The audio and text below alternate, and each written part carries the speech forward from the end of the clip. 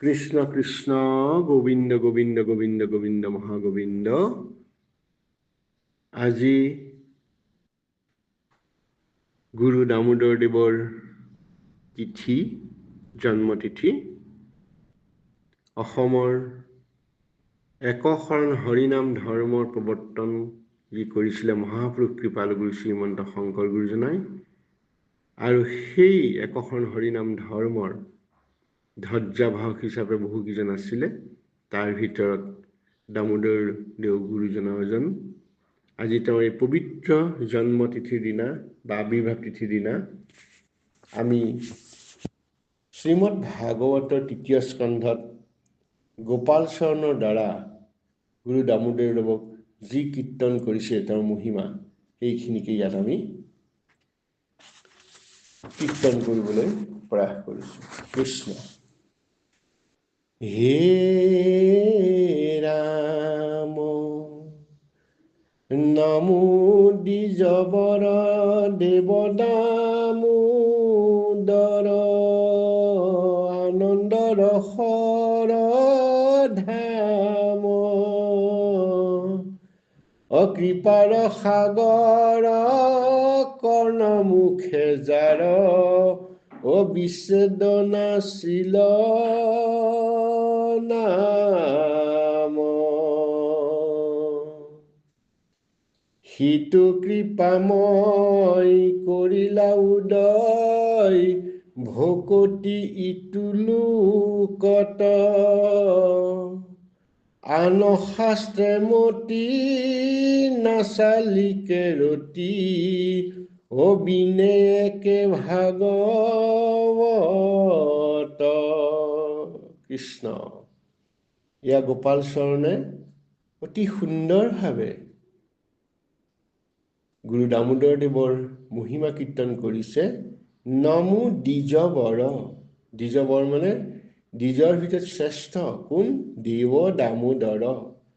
যি দেৱ দামোদৰ দ্বিজৰ ভিতৰত শ্ৰেষ্ঠ, আৰু যি আনন্দ ৰসৰ ধাম, য'ত আনন্দ ৰসৰ ধাম, অৰ্থাৎ কি আনন্দ? ভগৱন্তৰ ৰসেৰে প্লাবিত হৈ থকা আনন্দ ৰসৰ ধাম হৈছে দেৱ দামোদৰ। কৃপাৰ সাগৰ কৰ্ণমুখে যাৰ বিচ্ছেদ নাছিল নাম। কৃপাৰ সাগৰ কৰ্ণমুখে যাৰ, যাৰ মুখেদি অহৰহ ভগৱন্তৰ নাম, ঈশ্বৰৰ নাম গুণান কীৰ্তন কৰি থাকে আৰু কাণেৰে শুনি থাকে। বিচ্ছেদ নাছিল নাম, অহৰহ নিৰন্তৰ গতিৰে কেৱল ভগৱন্তৰ নাম লয়, অন্য কাৰো নাম নলয়। সিটো কৃপাময় কৰিলা উদয়। সেইজন কৃপাময় কোন? গুৰু দামোদৰ দেৱ। তেওঁ কৃপাময়, তেওঁ উদয় কৰিলে। কি কৰিলে? ভকতি ইটো লোকত। ভকতি এই ধৰাত তেওঁ ভকতি কৰিলে, অৰ্থাৎ আমাৰ যি ভকতি মাৰ্গৰ কথা কৈছে, সেই মাৰ্গ তেওঁ ইয়াতে তেওঁ বেকত কৰিলে, উদয় কৰিলে। আন শাস্ত্ৰে মতি নাছিল এক ৰতি।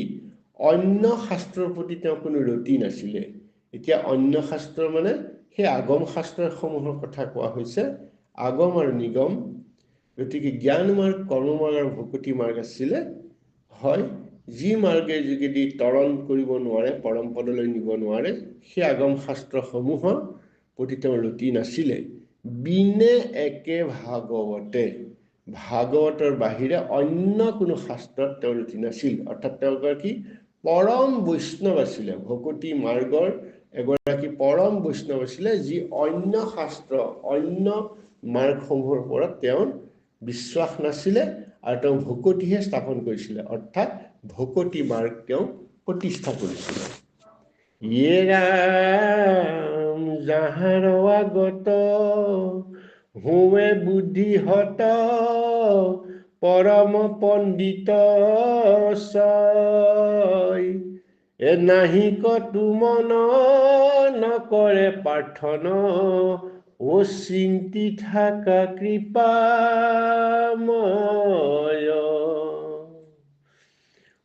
দিব্য বস্তু যত হুৱে উপগত প্ৰাৰব্ধ কৰ্মৰ ফলে বিষ্ণুত অৰ্পিয়া বৈষ্ণৱক দিয়া ভুঞ্জাতা কৌতূহলে। ইমান সুন্দৰকৈ গোপাল চৰণ গুৰু দামোদৰদেৱৰ মহিমা বৰ্ণনা কৰিছে। যাহাৰ আগত হোৱে বুদ্ধিহত পৰম পণ্ডিত ছয়। যি সময়ৰ সেই সময়ত পণ্ডিত আছিলে, ভকতি মাৰ্গত নথকা যিসকল পণ্ডিত আছিলে, সেইবিলাকৰো যুক্তি বুদ্ধি সকলোবিলাক হত হৈ যায়। কাৰ আগত? গুৰু দামোদৰদেৱৰ আগত। নাহি কতো মন নকৰে প্ৰাৰ্থনা চিন্তি থাকা কৃপাময়। তেওঁ অন্য কতো মন নাই, কোনো মাৰ্গৰ প্ৰতি মন নাই, কাৰো প্ৰাৰ্থনাও নকৰে, কেৱল কৃপাময় ভগৱন্তকহে চিন্তা কৰি থাকে। নাহি কতো মন নকৰে প্ৰাৰ্থনা চিন্তি থাকা কৃপাময়, কেৱল ভগৱন্তকহে তেওঁ চিন্তা কৰি থাকে। দিব্য বস্তু যত হোৱে উপগত প্ৰাৰব্ধ কৰ্মৰ ফল। আমি সকলোৱে জানো আৰব্ধ প্ৰাৰব্ধ আমাৰ কৰ্মফল আছে, যে তেওঁ যি কামৰ কাৰণে, যি ভাল কাম কৰি তেওঁ দিব্য বস্তু পাইছিলে, অৰ্থাৎ ভগৱন্তই তেওঁ একো বিচৰা নাছিলে। ভগৱন্তক গুৰু দামোদৰদেৱে একো বিচৰাছিল, কেৱল ভকতি কৰিছিলে। এই ধৰণে কৰোঁতে তেওঁ যি বস্তু পাইছিলে, ভগৱন্তই যি বস্তু দিছিলে, সেয়া দিব্য বস্তু। আৰু সেই বস্তু তেওঁ আকৌ কি কৰিছিলে? বিষ্ণুত অৰ্পিয়া বৈষ্ণৱক দিয়া। তেওঁ আকৌ ভগৱন্তলৈ অৰ্পণ কৰি, যে তোৰাৰ দ্ৰব্যখিনি তোৰাৰ চৰণলৈকে অৰ্পণ কৰিছোঁ, যিহেতু তুমিয়ে দিছা।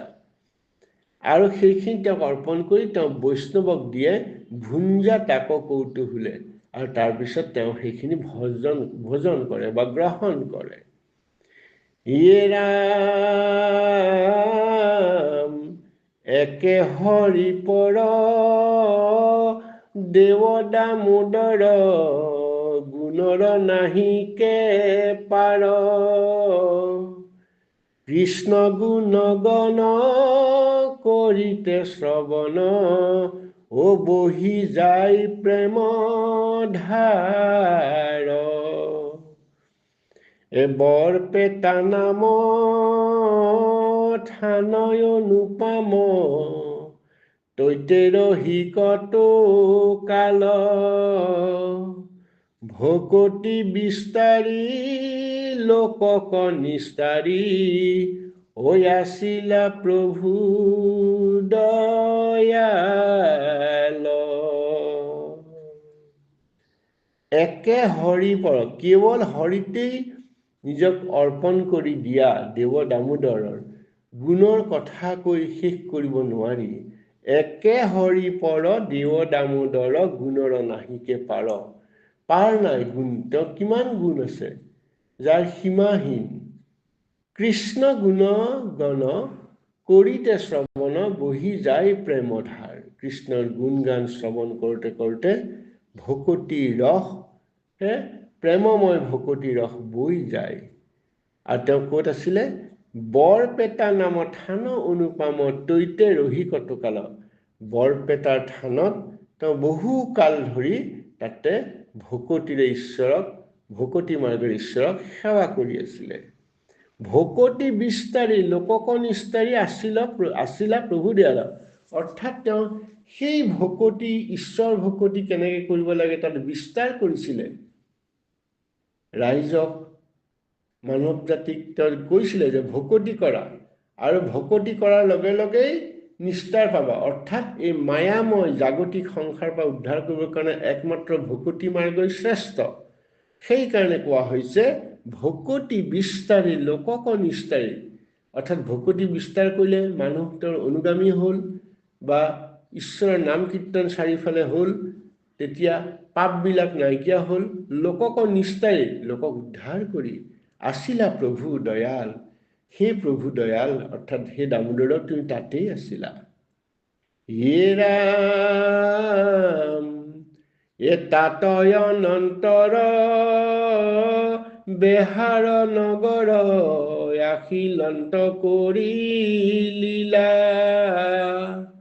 অদ্বৈতে দিব্য স্থান কৰিয়া নিৰ্মাণ ভকতিক প্ৰচাৰিলা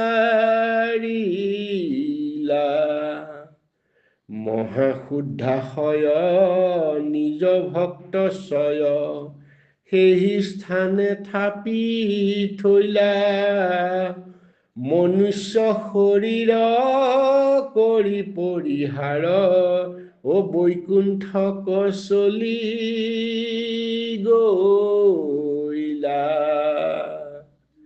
তাত অনন্তৰ তাৰ পাছত তেওঁ কলৈ গ'ল? গুৰু দামোদৰদেও বেহাৰ নগৰলৈ গ'ল, পশ্চিমলৈ গুচি গ'ল। আখিলন্ত কৰি লীলা আৰু বেহাৰ নগৰত গৈ তেওঁ লীলা কৰিলে। কোচবিহাৰৰ পিনে তেওঁ গুচি গ'ল আৰু তেওঁ আখিলন্ত কৰি লীলা। কি লীলা? ঈশ্বৰৰ গুণানুকীৰ্তন কৰা যি কৰ্ম, সেয়া লীলা বুলি কোৱা হৈছে। তৈতে দিব্য স্থান কৰিয়া নিৰ্মাণ ভকতিক প্ৰচাৰিলা। আৰু সেই বেহাৰ নগৰত গৈ তাতে তেওঁ দিব্য স্থান বনালে, অৰ্থাৎ য'ত ভগৱন্তৰ গুণানুকীৰ্তন হৈ থাকে সেই দিব্য স্থান। দিব্য একেবাৰে প্ৰভু ভগৱন্তৰ যি স্থানত প্ৰভু ভগৱন্তৰ গুণানুকীৰ্তন শ্ৰৱণ কীৰ্তন হৈ থাকে সেই দিব্য স্থান নিৰ্মাণ কৰি ভকতিক প্ৰচাৰিলা, ভকতি মাৰ্গক তেওঁ প্ৰচাৰ কৰিলে। ভকতি যে শ্ৰেষ্ঠ এই কথা তেওঁ তাতে প্ৰচাৰ কৰিলে। মহাশুদ্ধাশয় নিজ ভক্ত ছয় সেই স্থানে থাপি থৈলা মনুষ্য শৰীৰ কৰি পৰিহাৰ বৈকুণ্ঠক চলি গৈলা। সেই দামোদৰদেৱ গুৰুজনা মহাশয় তেওঁ ভকতি মাৰ্গ প্ৰচাৰ কৰি কৰি তাতে ভক্তৰ মাজত সেই ভকতি মাৰ্গ স্থাপন কৰি সেই বেহাৰতে তেওঁ নিজৰ যি কায়িক দেহা, মনুষ্য দেহা, লৌকিক দেহা তেওঁ এৰি দিলে। দি তেওঁৰ জীৱ আত্মাই পৰমাত্মামুখী হ'ল, পৰম পদপ্ৰাপ্তি হ'ল। পৰম পদপ্ৰাপ্তি মানে বৈকুণ্ঠলৈ গুচি গ'ল। য'ৰ পৰা জীৱবিলাক আহে তালৈকে তেওঁ গুচি গ'ল। সেই বৈকুণ্ঠক চলি গৈলা বুলি ইয়াত কোৱা হৈছে। ৰাম প্ৰভুৰ বচন ধৰি সৰ্বখন অদ্যপি সেই স্থানত আশা সাধুগণ শ্ৰৱণ কীৰ্তন ও কৰিয়া ৰংগে সতত জাতো মহোৎসৱ শুনি হৰিৰ ও ৰাত্ৰি দিনে সৰ্বক্ষণ সত্ৰৰ শিখৰ বৈকুণ্ঠ পৰ যেন ভৈল উত্তপন।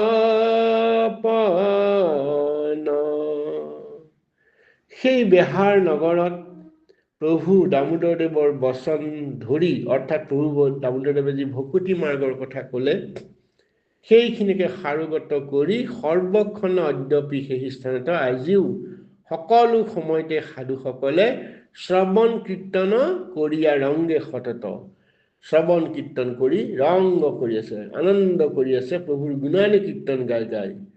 আৰু সেই মহোৎসৱ দেখি শুনি হৰি ৰৱ ৰাত্ৰি দিনে সৰ্বক্ষণ, য'ত হৰিৰ গুণ ৰাত্ৰি দিনে হৈ আছে, সাধুসকলে কৰি আছে।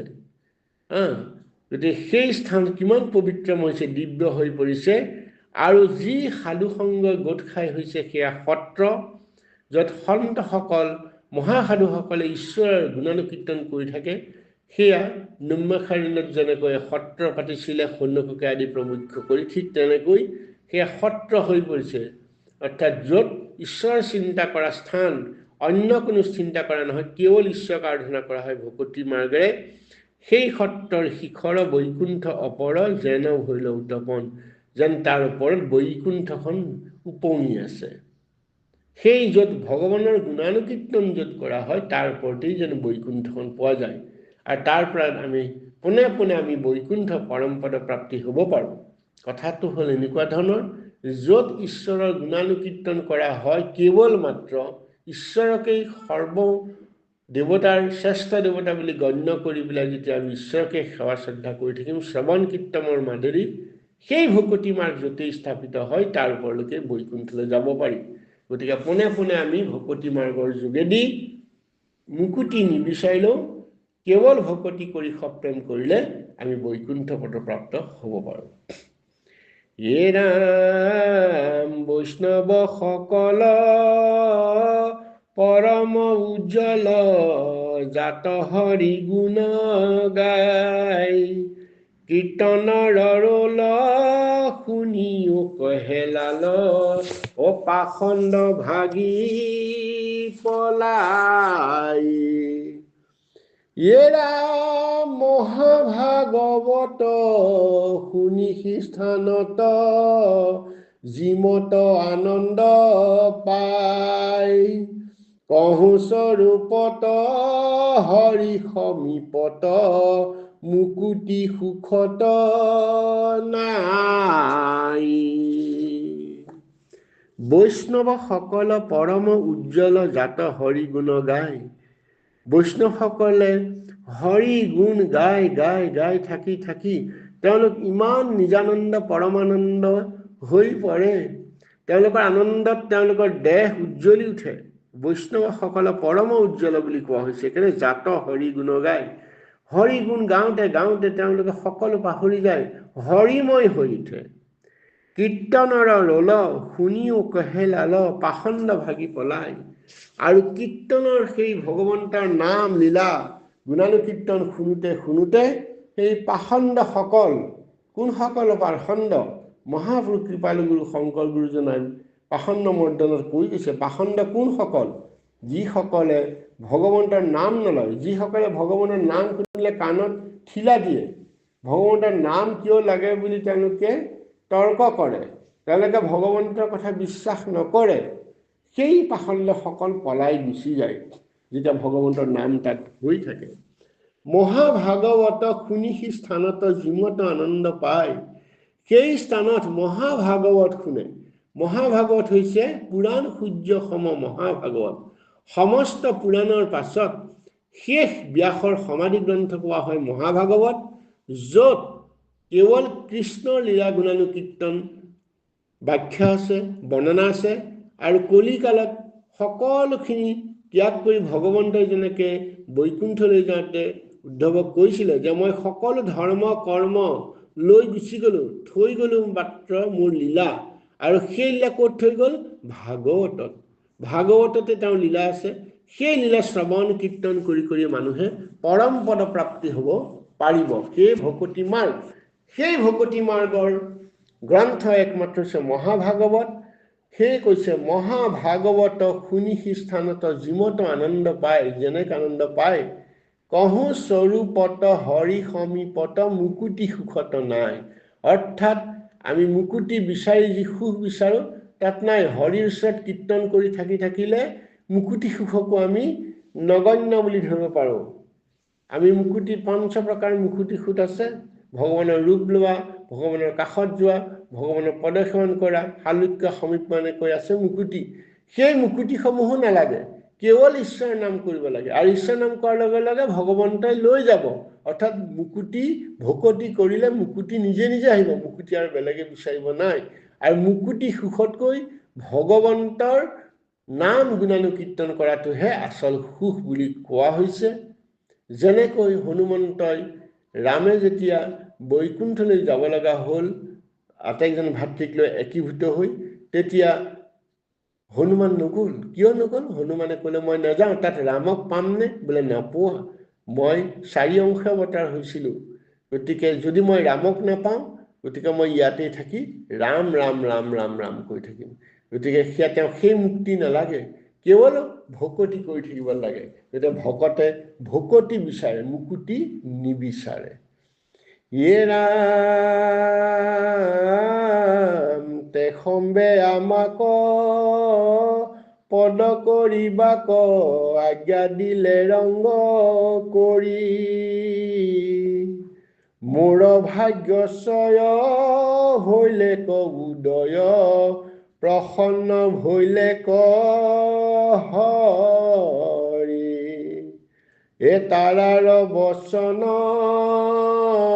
কৰিয়া বন্দন, হৰি গুণ প্ৰসাদত ভাষ্যটিকা চাই অৰ্থ অৱগাই ৰচিলো পদই মত। এইখিনি কথা কবি গোপাল চন্দ্ৰীজে কৈছে। তেওঁ কৈছে যে আমাক তেখম্বে আমাক পদ কৰিবাক আজ্ঞা দিলে ৰংগ কৰি। গুৰু দামোদৰদেৱে গোপাল চন্দ্ৰীজক ক'লে যে ঈশ্বৰৰ নাম গুণানুকীৰ্তন তুমি পদচয়ন কৰা। ভাগৱত প্ৰণয়ন কৰিব দিলে, ভাগৱতৰ এটা অংশ প্ৰণয়ন কৰিব দিলে, কৰিলে। আৰু তেওঁ সেইকাৰণে কৈছে মোৰ ভাগ্যস্বয় ভৈলেক উদয় প্ৰসন্ন ভৈলেক হৰি। যে ভগৱন্ত প্ৰসন্ন হৈছে, সেইকাৰণে মোৰ ভাগ্য উদয় হৈ মই ভগৱন্তৰ নাম গুণানুকীৰ্তন ৰচনা কৰিবলৈ সুবিধা পাইছো।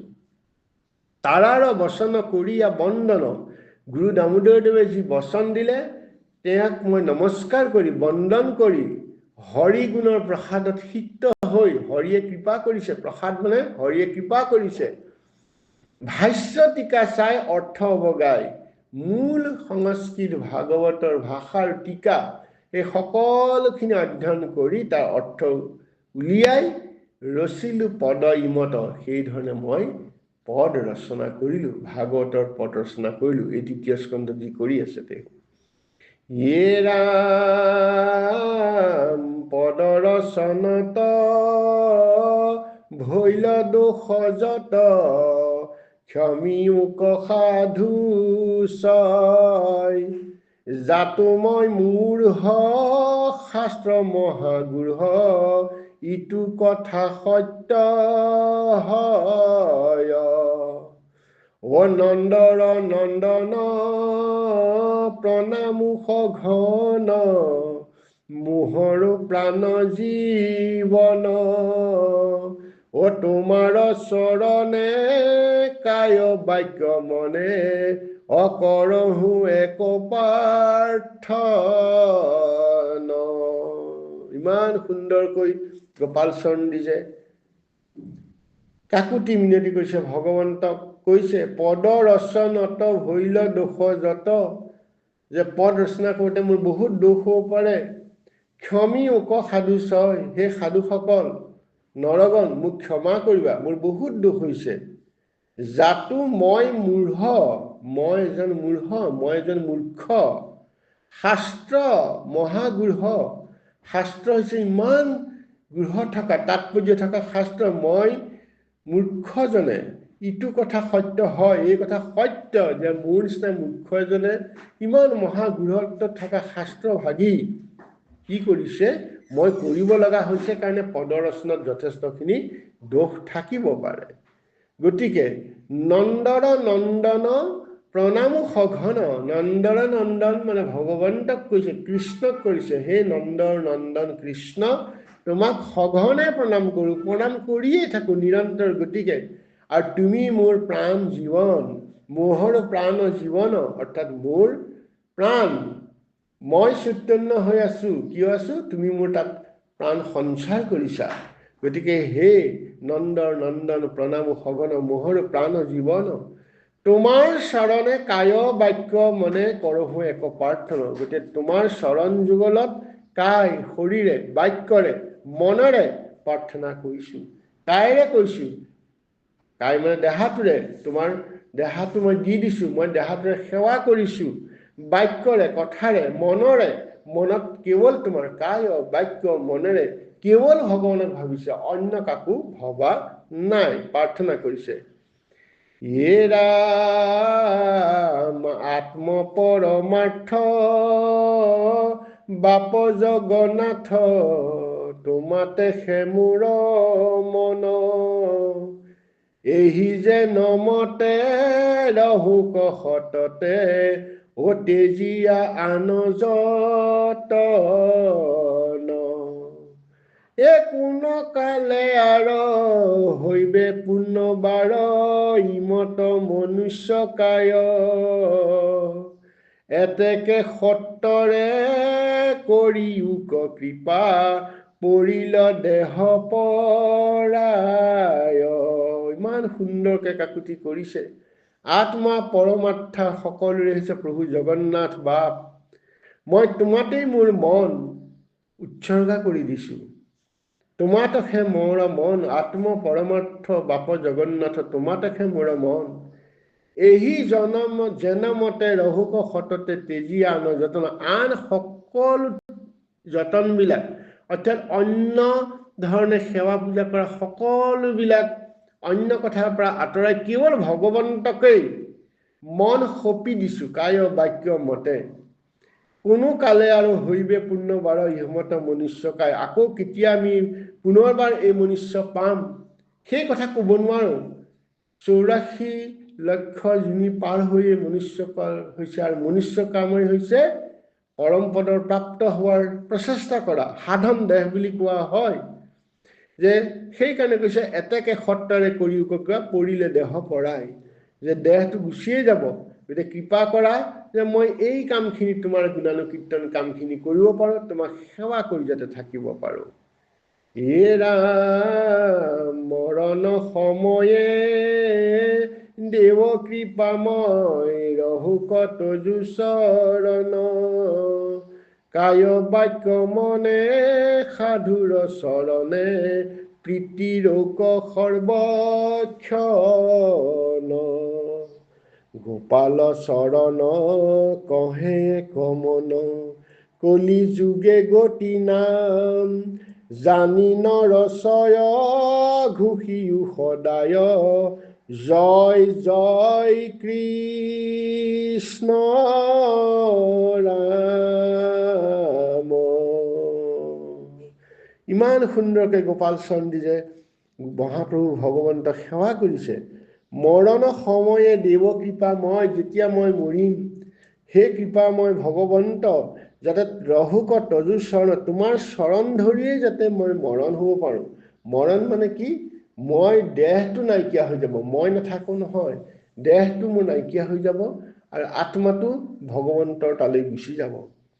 কায় বাক্য মনে, মই কায়ৰে বাক্যৰে মনৰে সাধুৰ চৰণে প্ৰীতি ৰৌক সৰ্বক্ষণে, যে মই সাধুসকলৰ চৰণতে যেনে সদায় থাকিব পাৰোঁ, সেৱা কৰি থাকিব পাৰোঁ। তেওঁ নিজেই এগৰাকী সাধু সন্ত, তেওঁ বিচাৰিছে আকৌ সাধু, যেন তেওঁতকৈ আৰু বেছি সাধু লোক আছে।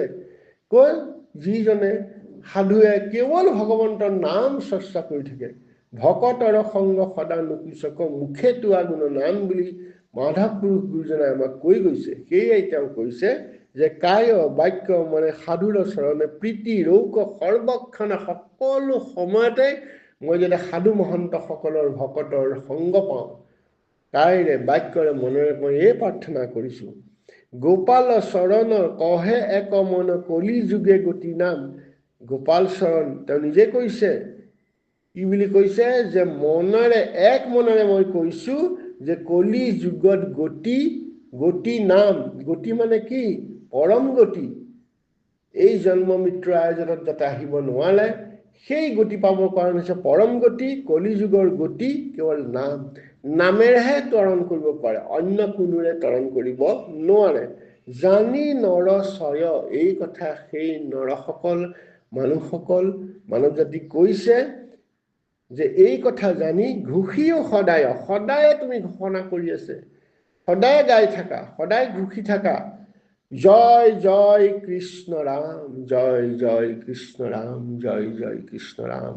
এয়া গোপাল চৰণে সকলোকে কৈছে। ইমান সুন্দৰকৈ গুৰু দামোদৰ দেৱক তেওঁ মহিমা প্ৰচাৰ কৰি, কেনেকৈ দামোদৰদেৱ আজ্ঞা লৈ তেওঁ ভাগৱত ৰচনা কৰিলে, ঈশ্বৰ গুণলীলা কীৰ্তন কৰি কলিযুগৰ মানুহক তৰণ দিয়াৰ উপায় দিলে, আৰু শেষত তেওঁ জয় জয় কৃষ্ণ ৰাম কৰিবলৈ লৈছে। বাকী সকলো বাদ দিবলৈ কৈছে, মাত্ৰ ভকতি মাৰ্গকহে ল'বলৈ কৈছে। এৰা